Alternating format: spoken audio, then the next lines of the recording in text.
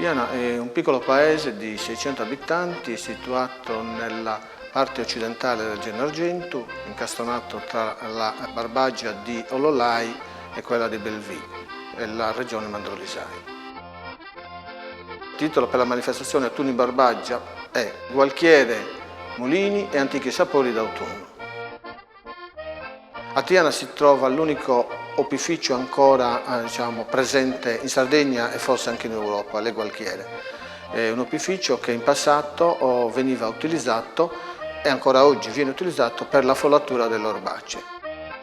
Lungo il Rio Torrei, che percorre tutta la vallata di Tiana, erano presenti 18 gualchiere e altrettanti mulini che venivano azionati grazie all'energia idraulica del fiume e quindi azionavano i macchinari lignei che sono posti all'interno degli opifici.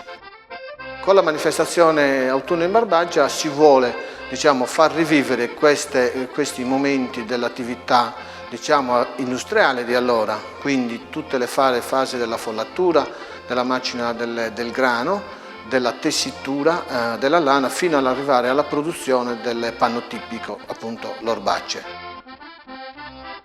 Assieme agli opifici e alle gualchiere si trovano situati anche dei mulini, quindi la stessa energia idraulica che veniva utilizzata per alimentare l'opificio gualchiera viene utilizzata per alimentare la ruota del mulino, che è a ruota orizzontale.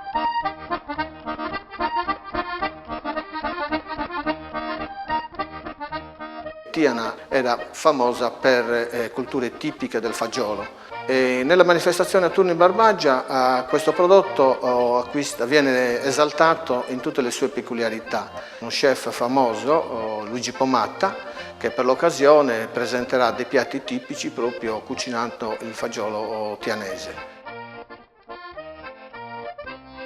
Allora, di caratteristiche importanti troviamo, oltre ai fagioli, fagioli secchi, troviamo anche il pane tipico, il cosiddetto pane fresa, e il pistuda scungherda, cosiddette, che sono un prodotto tipico tianese, un calzone locale, dove all'interno c'è un impasto di cipolle e di carne di maiale che viene racchiusa all'interno di un fagotto e poi cucinata al forno.